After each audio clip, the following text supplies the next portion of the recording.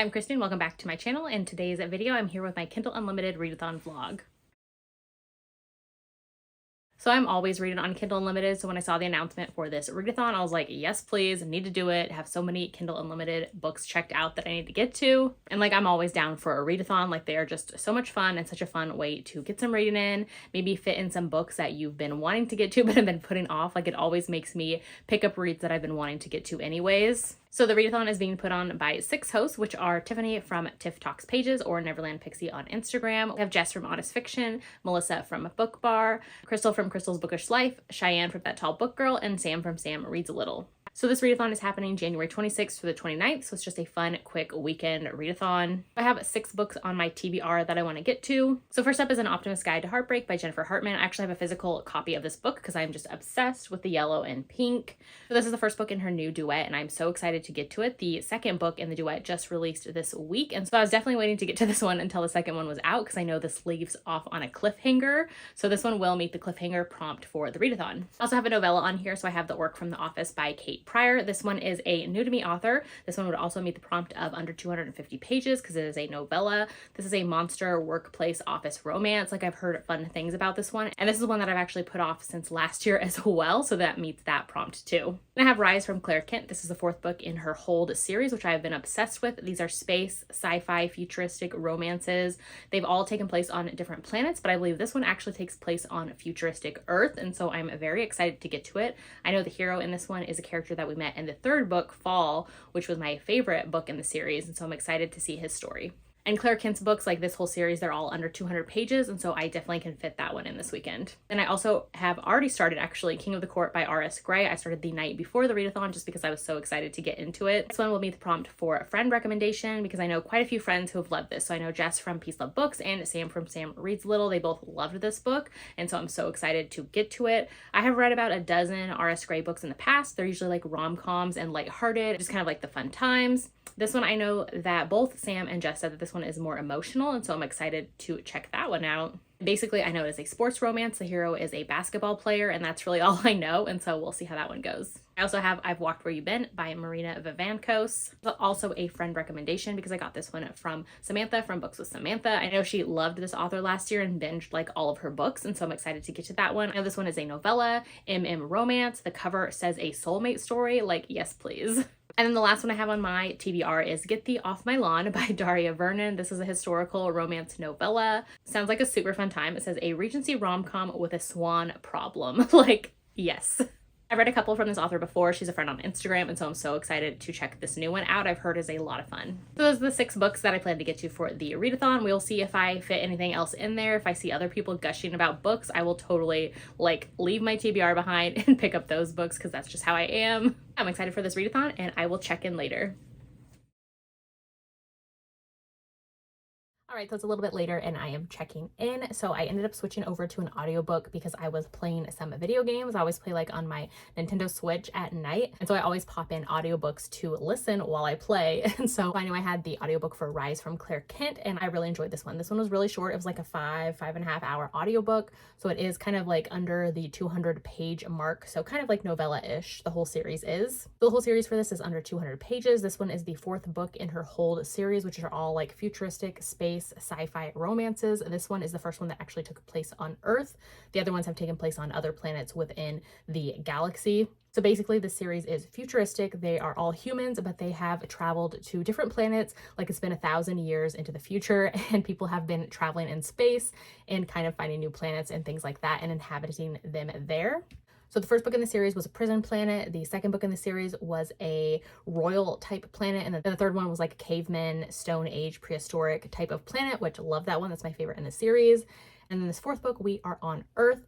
The hero in this one is actually one that we met in the 3rd book in the series. So we get to see his story play out. This one, the heroine in it is a sex worker, and she works for the Coalition Council, so the Coalition Council started off as good and kind of a way to, you know, keep the peace and all of that amongst the different planets and the places that humans and all of that were traveling to. But over the years, it's been hundreds of years since they set up, and so now they are more corrupt. Like, they're just people in power who want to keep the power. Like, they don't care about the peace, they don't care about the people. So they're pretty bad guys. So the heroine actually works for the Coalition Council, and she is a sex worker. So she offers like all of the sensual pleasure to powerful men and things like that who work within the council. So she ends up meeting the hero, who he is actually there as like a trained fighter for like some arena fights going on. And so she meets him and they kind of have like a little moment together and hit it off. She finds out he's a virgin hero. They hook up. Like she is like having all these feelings for him where she never has felt for any of the guys that she's been with before. So it's like a whole new feeling for her as well. These can definitely be read as standalone, but this one in particular, like you're gonna miss out on some of the other characters and things like that. Like they come into play towards the end of this book, especially like with the ending and the epilogue. Like there's a sort of like rebellion happening where all of the other characters kind of come into play. But yeah, it was a fun time and I ended up giving it 4 stars. I also have read more in King of the Court by R.S. Gray. This is my Kindle read at the moment. For some reason, this is like one of her books she doesn't have an audio for, which I believe my friend Monica from Pardon This Book Addict, I'm pretty sure she told us recently on a live show that the audio for this is coming out in March. So definitely glad to hear that, but I am jumping into it now. So I've read about a dozen R.S. Gray books in the past, and this one is definitely hitting different. Like I'm already enjoying it more than her other books. Her other ones have always been like kind of fun, more like rom-com style. Those lighter reads I would fit in like 2 years ago or more, in between other reads, but I haven't read her newer stuff. And so this one I am really liking. Like I mentioned, the hero is a basketball player for the NBA. And so his team had just won like the NBA championships at the beginning of the story. He finds out the morning after that, like they just celebrated, and now him and some other members of the team are headed to Texas from California to go and play and train and warm up for the Olympic Games that are going to be happening in the summer. So he gets to Texas and he's going to be there for a month to train and practice and all of that before heading off to Tokyo for the Summer Olympics. And so he actually ends up meeting the heroine at the beginning of the story. Him and his friend are kind of lost or semi-lost at a gas station, and they ask her for help to get to where they're going to go. And him and her like instantly have this kind of moment together, and they have this like connection, but they end up going their separate ways. And then later on, a few days later, he's with all of the teammates at a diner eating, and that is actually where the heroine works. So he sees her again, and she kind of becomes involved in his life from there. The heroine in this one, she's had a rougher life. Like she was actually going to college in California in the science and engineering field, like super smart, but she had to give all that up when her nan or like her grandmother ended up getting Alzheimer's, and she had to come back and take care of her in Texas. Now the heroine Raylan, she has just been living like very paycheck to paycheck, just trying to keep her grandmother taken care of in this home that she has put her in to kind of like, have that assisted care. So Raylan is just busy like working at the diner. She goes and does this like cleaning job at service after that. And she's like barely making ends meet. Like she barely has food for herself at the end of the week. And so I loved seeing her connection with the hero. I think his name is Ben. I'm like terrible at character names. Even when I'm reading the book, I forget their names, but I'm pretty sure his name is Ben. Hopefully. Yeah, so their connection is really great. I'm loving seeing them spend time together, which of course there's that angst of like, this isn't the right time because he's about to be gone in a month to head off to Tokyo and just be like super busy with his career. And then for her too, like she's in Texas and her life is just centered all about taking care of her grandmother. So she's like, this isn't a good time for me either, especially with a guy who's gonna leave. And of course it delivers on the emotions as well, because like with Raylan's backstory and like her just like working so hard. I am 50% in and some things have happened in the story. So I know it's just gonna create some more angst and tension, and I'm just excited to see where it goes. So I will check in later. All right, so I'm holding this, so hopefully this goes well. It's just going to be a quick check-in, but I finished the R.S. Gray and I'm going to give it 4.5 stars, and I just had a great time with it. Like everything that I said before, that kind of angst and tension and the couple's chemistry was so good. I loved seeing the hero and him being the one who was like all in for the heroine, like from the very beginning. He definitely goes hard for her. I love to see that. So yeah, it was just a fun time. I really liked their HEA. This was just a great emotional read from R.S. Gray, which I really liked. So it's definitely going to be my favorite R.S. Gray to date. And yeah, I'm just so glad that I read this, and this one will check the friend recommendation for the bingo board.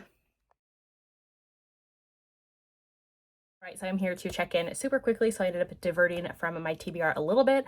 I had forgotten that I even had this book on audio, and I needed an audio KU book to kind of read while I was doing some other chores and things. So I ended up grabbing Gravity by Sarah Kate, and this is the first book in her Wild Boys series, which I've actually been wanting to get to this one. It was on my TBR, I think, back in October, November of last year, so for 2022.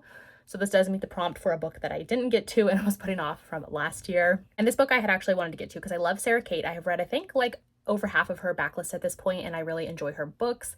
This one I had wanted to check out because I know for quite a few of the signings I'm going to next year, she has like a special edition bind up of the 2 books in the series. And so I was like, ooh, maybe I should like pre-order that, but like I want to read it first.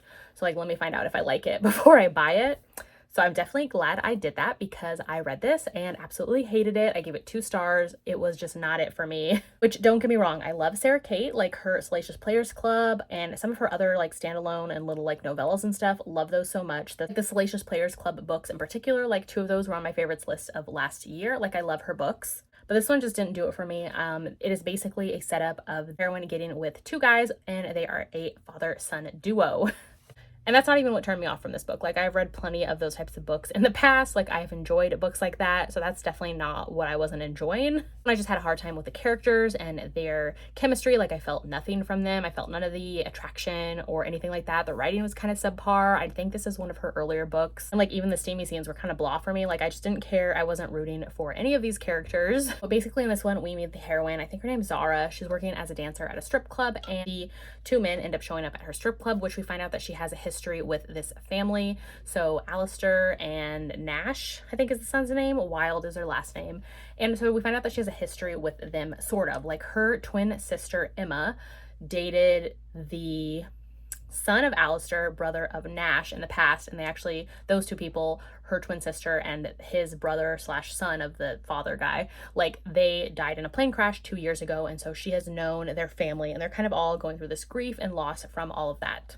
So like, she already has a history with them and knows them. And Nash comes to the strip club at the very beginning of the story and has a little moment with Zara. They go back to her place. Kind of felt like consensual, non-consensual. I don't know. Like, it was just kind of happened really fast. It was kind of a mess, but like, I got nothing from it. But anyways, then a few days later, the father of Nash, Alistair, comes to the club and talks to Zara and is like, hey, like, Nash, I know he came and saw you, and like, he seemed to be doing good after that experience. So I want you to come to our private island and come stay with us for 3 months, and I will pay you to be his girlfriend. So I'll pay you $1 million to come and be his girlfriend for 3 months and keep him company. So she agrees and goes there, and then from there it turns into her being with kind of both of the guys at different times.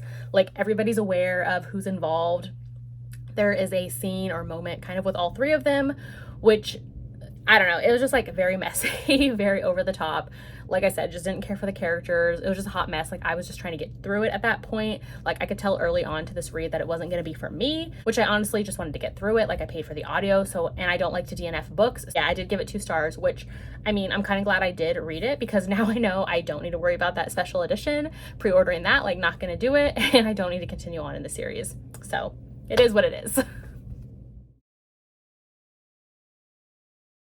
So it is Friday, and I'm about to hop on the reading sprint on Melissa from Bookbar's channel. She's one of the hosts for the Kindle Unlimited Readathon. So she asked a couple people like to join, and she had some spots open for reading sprints if anybody was available. So I was like, count me in. This will be the perfect time for me to focus and read. So I'm so excited to join them. I know it's going to be her. I know Tiffany from Tiff Talks Pages, one of the hosts as well. And so I'm so excited to chat with them. I did want to check in as well because I'm currently reading Get Thee Off My Lawn by Daria Vernon. Like, you can't say that title without giving some sass. Like, just the name of it is so much fun. So this is a historical romance novella on Kindle Unlimited, of course, and this one is just a delight. Like, it is a rom-com setup. The heroine and the hero are neighbors, and the heroine has swans, and one of her swans has wandered off to the hero's family's property. And so the heroine desperately wants to get back her beloved swan, Gerald, and so she sneaks across the property and goes to find him. She's trying to get him out of a pond. Like, she gets stuck in the mud, and that is, of course, when the hero shows up and is like, excuse me, ma'am, like, what are you doing here?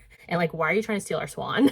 So they get into this like little argument, a little tiff. Like, the banter is just delightful and such a fun time. He helps her out, and then he's like, okay, like, I can sneak you into the house, like, get you cleaned up, you know, dried off, all of that, like, come with me. So they sneak into the house together, and it actually ends up leading into a hookup moment, which is like so much fun. It's definitely going to lead to more. I love how in this one the heroine is an experienced heroine, and so love to see that in historicals especially. Yeah, it is just a fun time, like, delightful, just giving me all the joy and fun that I need right now, and I'm just obsessed. So yeah, can't wait to read more of this. I'm like halfway in, so I'll probably finish it on the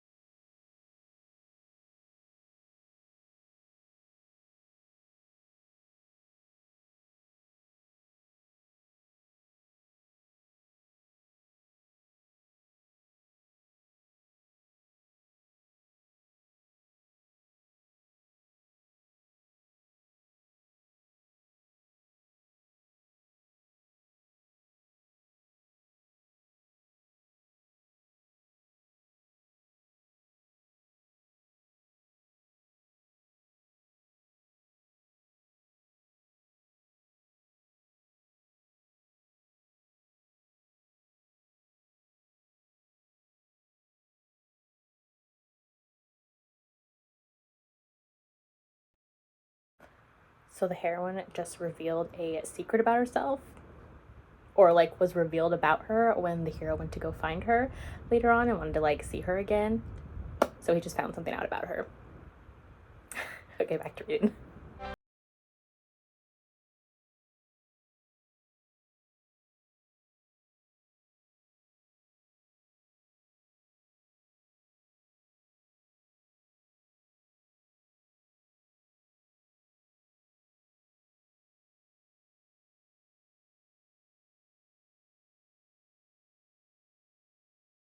We're in the second reading sprint and I just finished Get Thee Off My Lawn and absolutely love this. I think I'm gonna give it 5 stars. Like, it was just so delightful, so much fun. I love the humor and the banter in it between the couple. There was like that little moment that we find out some stuff about the heroine as well that made it a little bit angsty, which I loved.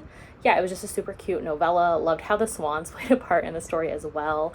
Loved the little kind of moment we get in the epilogue as well with the parent of the couple. Yeah, just super adored this. Had a great time. Like, if you just need a delightful, filled with joy novella, definitely pick this one up. It is on KU, of course, and it is a historical romance novella. It was like 130-ish, kind of less pages than that, and just a super fun and charming time. And we were chatting earlier during the chatting portion of the reading sprints, and Lizelle and some other friends were on there chatting about Powerless, that they were reading that from Elsie Silver, that the ARC dropped today. And so I had mentioned that the ARC dropped on my Kindle this morning as well, but I was going to wait until after the readathon to get it. But during the chats, everybody convinced me, like, just read it. You can count it as a KU since it's going to be on Kindle Unlimited, you know, once it releases in February. So just read it. So I'm like, you know what? Doing it. Dropping everything else, and I'm going to jump into Powerless by Elsie Silver, and I'm so excited. All right, I just wanted to hop on really quick and do a really quick check-in for Powerless by Elsie Silver. I started that one last night and got 40% in already, and I am absolutely obsessed. Like 17% into the story, I was like, yep, I love this one. Like, I love it. It's gonna be 5 stars. So I just wanted to hop on really quickly. I am about to hop on a read-along live that I have been co-hosting this month, which was the Folk of the Air trilogy from Holly Black. So we've already read all the 3 books plus the 2 novellas for the series earlier in the month, and then we just read the Stolen Air, which is the newest like spin-off book in that Elfheim series by Holly Black. So we're about to chat about that soon, but I just wanted to check in super quick. So I'm loving the characters already in Powerless, which is Jasper and Sloane. Pretty sure those are their names. Like I mentioned, I'm terrible at names. So Sloane is actually one of the cousins for the Eaton family. She is cousins to Cade and Rhett, the 2 guys from Flawless and Heartless, and then as well as the cousin of Violet, which is the heroine in one of Elsie Silver's Gold Ranch series that I haven't read yet, but I'm saving to get to those. So Sloane has spent all of her summers going and spending time at the Wishing Well Ranch and spending time with her cousins and family every summer. And so when she was 10, she actually met Jasper, which the Eaton family took in. And so Sloane and Jasper have been best friends ever since childhood. And so we've been seeing flashbacks back in the day of them meeting, and then current day as well. So in current day now, Sloane is a prima ballerina and Jasper is an NHL hockey goalie.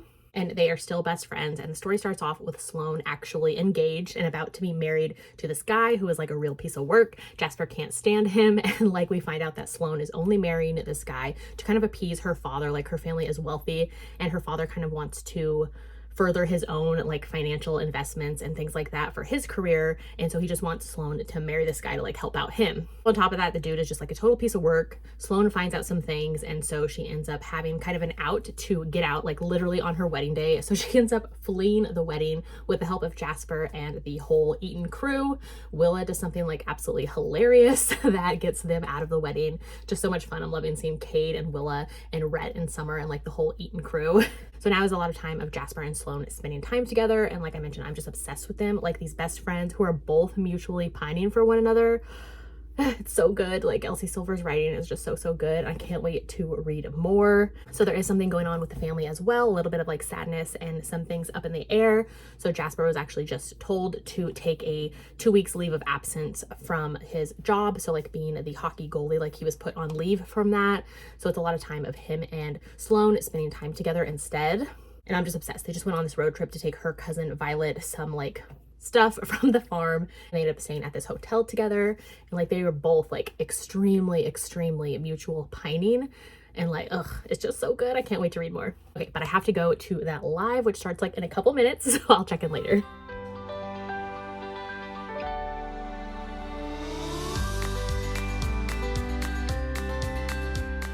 after the live show ended, I had some book mail that came, so I wanted to open that really quickly. So first up, I got a package from Hello Lovely, which I think is hilarious. I'm wearing the same color shirt right now from them.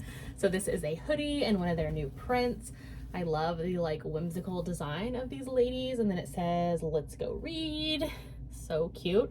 So I am a rep for Hello Lovely Box. That is like where 99% of the bookish sweatshirts and tees and all that I always wear in my videos, that's where they are from. Which I do have a rep code that you can use for a discount, which is like 15% off of any purchase that you do from Hello Lovely. So it's always linked in the description of my videos. So then I also got my Belle Box, which this is the sister company of the same people who do Mystic Box. So Mystic Box is their dark romance box, and then Belle Box is the contemporary box. And then they have like the Arcane Society boxes as well, which those ones are their paranormal and fantasy. So we'll open this up. So first up, we have like a fun little sticker pouch.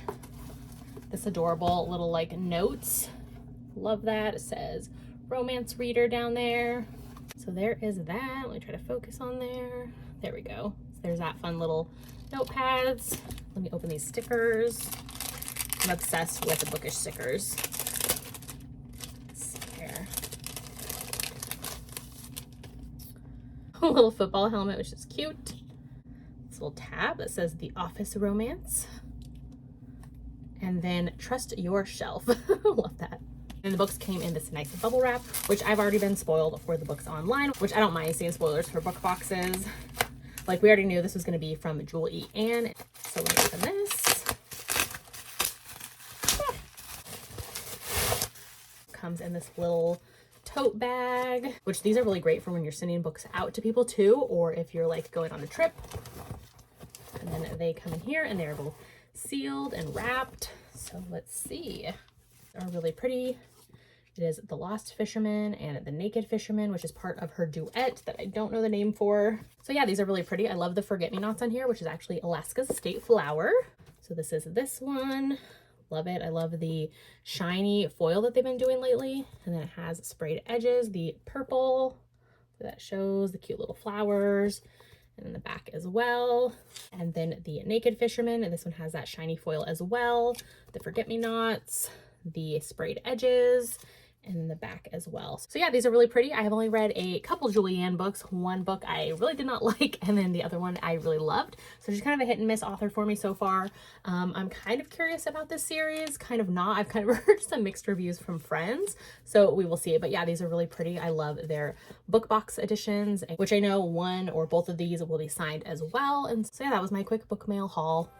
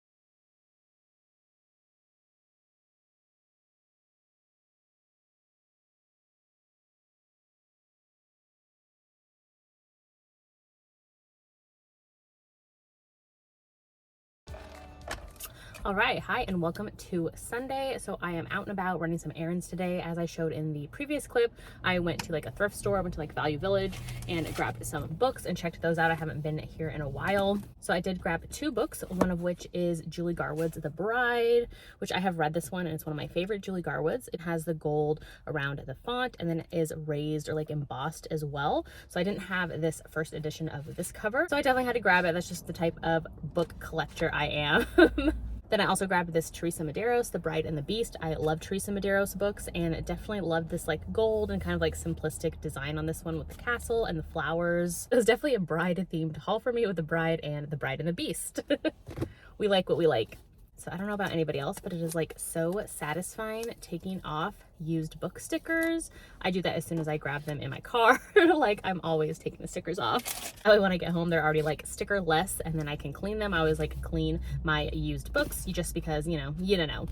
So that was my little book haul. So I'm just out and about running errands. I grabbed some coffee. Somebody asked me recently what my coffee order is. So when I do get coffee out and about, I get an iced coffee. So this is an iced white mocha with light ice. I do half sweet. And then I also added peppermint to it because I'm just feeling that winter spirit still. Which up here, I don't know about in other states, but I know in Alaska, we have tons and tons of coffee shops, like all over the place, and like drive up like little coffee shacks. Like I don't know how to describe them. I guess the best way to describe it is like if you've been to a Dutch Bros, those kind of like single little kiosk coffee shop like drive up situations. That's kind of like what those are. Some are smaller. There are like chains of them with like multiple locations. Some are just like their own like standalone ones, like literally everywhere. Like all over the place there's coffee shops. So that's the type of coffee that I drink and like to support like local businesses. I'm not a Starbucks person like I used to be back in the day, but like now I drink other places that like small businesses instead. So anyways, I do have some check-ins, which I was up until after 6 in the morning last night / this morning reading some books, one of which I will get to last. So I did finish Powerless by Elsie Silver and I'm giving it 5 stars. This was an ARC and it comes out on February 10th, but it's going to be on Kindle Unlimited. And like, it was such a good time. Like I did mention before, I did have high expectations for this one, with Heartless being one of my top 2 reads of last year. But like, honestly, Elsie just knocked it out of the park and I loved it so much. Jasper and Sloane together were everything. I loved all of the Eaton family in there, like that whole found family aspect. Ugh, just so good. At best friends to lovers, like childhood best friends, like it gets me every time and I'm just a sucker for it. So I had a great time with their story. I definitely, like I said, gave it 5 stars. I don't know if it beat out Heartless for me. That one still like sits really high up there for me, but this one was great as well. I think the first half of it I definitely enjoyed more. Like I said, it was 5 stars and I'm like just being nitpicky here. If I'm being like super picky, the first half was definitely my favorite. The last half I still enjoyed it, but it didn't have the same like grab my attention and hold my heartstrings like the first part did. Which, I mean, it was 5 stars, so like I'm not complaining too much, but it was just a fun time. I loved seeing the Eaton family, like I said. We also saw a lot of her cousin Violet, which is the sister of the heroes like Cade and Rhett from Flawless and Heartless last year. So I really enjoyed that, which I still need to get to her Gold Rush Ranch series. And so in this one, they do a little road trip and they go visit Violet at the Gold Rush Ranch. And like we see kind of all of the side characters from that series, I'm assuming, in that. And so I definitely want to read all of their books now. Like they sound like such a fun time and it definitely got me excited to get to their books, which I'm just like kind of savoring and saving that series because I know Elsie doesn't have a huge backlist. Like she only has these 2 series. So yeah, I plan to get to them this year, but we will see when. But it was a great time. I think people are going to love this book and yeah, it's out on February 10th. So then the reason for me staying up until after 6 in the morning this morning, I started An Optimist's Guide to Heartbreak by Jennifer Hartman last night. And oh my God, like I read this in one sitting. Like I didn't do anything else. Usually like I'll check my phone or do other things when I'm reading. Like I did nothing. I sat there and read the whole thing through, like no stops. So I just had the best time with this read, like my favorite read of the month, my favorite read of the entire year so far. Like I loved this book so much. Like I already want to reread it. It was just that good. Like I don't even know how to describe this book. Okay, so basically this is the first book in her new duet, which is the Heart Song duet. And so this is the first book and they're both like about 300-ish pages, like very low 300s, like 320-ish. And then the second one I think is like 310. This one going in, I knew it left on a cliffhanger from what friends had said who had already read it. So I was like prepared for that and fine since the second book was already out as well. And I'm one who doesn't mind like a cliffhanger, especially if it's done well. So we follow Lucy and Cal, and Lucy is like, oh my God, I love Lucy so much. Like she is one of my favorite heroines of all time. Like I'm obsessed and in love with this girl. It was just so cute and charming and like kind of very hopeful and optimistic and just like bubbly sunshine and joy. Like she just likes to bake and wants to make people happy, and like she's a little naive, but it's like in a super cute and endearing way. Like I could not get enough of this girl. She's so hilarious. Like she gets awkward, and so she'll just start like spewing all these things that she's not supposed to be saying, or like she'll send awkward texts, and like if people don't respond, she'll like, oh my god, they hate me, or she'll like start sending more texts to like, you know, try to get on the good side. And like I just loved her so much. I just wanted to like hug her. She was so cute. I'm just Lucy obsessed. So the story starts with Lucy. She's 22 and she actually just purchased her first house. And this Lucy and Cal, the hero, they were neighbors growing up as children, and so they were really good friends, and he had a sister as well, that they were all three like just in this little like group together and had a great childhood. So now it has been 9 years since, and Lucy is 22 now. The last time she saw Cal, she was 13. When she sees that Cal's house, the house that like she used to neighbor against when she was growing up,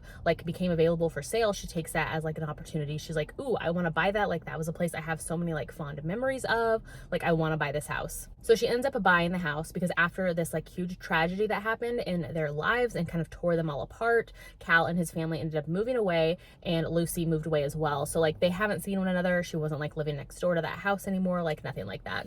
So she buys the house, and over the years, Lucy has always been trying to find Cal. Like she really wants to connect with him. He was like her first crush, like her first best friend, like all of these things that was just like super cute in that like preteen years. So she actually ends up tracking down Cal and finds out that he owns like this car auto repair shop nearby. So she goes there and she sees that they're hiring, and so she's like, she wants to apply for the receptionist at his job. So at first Cal is like, no thank you. Like he is, oh my god, like he's so good. He is the ultimate broody, closed off, like cold, grumpy hero. Like this man and his torture and like all of this trauma he's been through, like the ultimate hero for me, pretty much.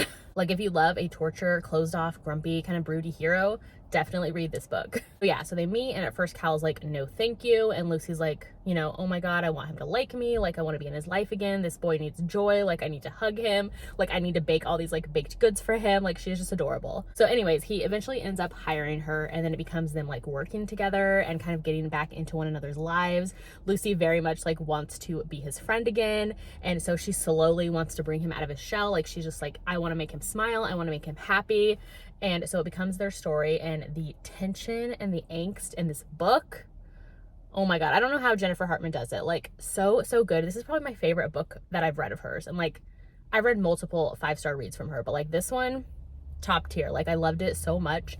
The angst and the tension between these two, and the slow burn, it was stretched out so well for me. Like these characters are wound so tight with the sexual tension, and like, oh my god, like I could eat it up. It worked so well for me.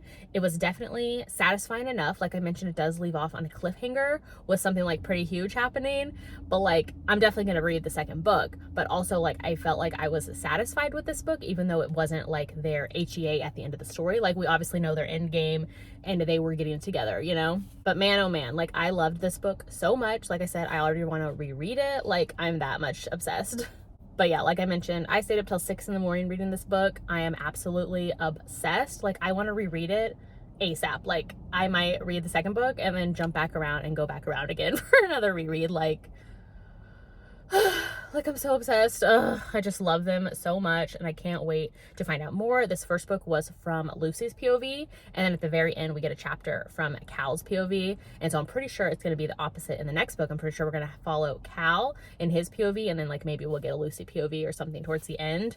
I can't wait to get to it. Like that childhood friends kind of torn apart and then brought back together like is my catnip, and then mix in like the sunshiny heroine and this grumpy broody hero. Like this is just like all of my top tier tropes. I can't wait. Like I can't wait. So yeah, I can't wait to get to it. I'll definitely be starting it tonight. We'll see if I stay up again. Like I got 4 hours of sleep last night, but like I'm one who always stays up late. So people who are always asking me how I read so many books, like I never get any sleep. Just that feeling when you read like a great book and it like, you know, it's going to be a favorite. Like this is this book for me, like favorite, hands down, best reading weekend ever. Like I've had 3 5-star reads back to back. Like who am I? What is this? After like a crappy December of reading and like so many 2 stars, like this is what I needed. Like I'm just so happy. I'm just so happy with all of these reads for the Kindle Unlimited Readathon and getting to all of these. Like I just had a great reading time. Probably gonna be wrapping up the readathon. Like I had set out to read 6 books, I did read 6 books. Didn't read the 6 I planned to read, but like I did read 4 of them and snuck in 2 other ones instead. So like I feel accomplished. I read things I wanted to read, got an ARC, dropped everything to read that. Like I'm happy with how the reading went. Other 2 books I have in my TBR, I do still plan to get to those eventually. And those are both like novellas, so I can like fit those in maybe sometime this week because I'm kind of in the mood to pick them up. So yeah, I just had a great reading weekend, like ending the weekend with 3 5-stars back to back, like for a readathon, like come on, like you can't beat that.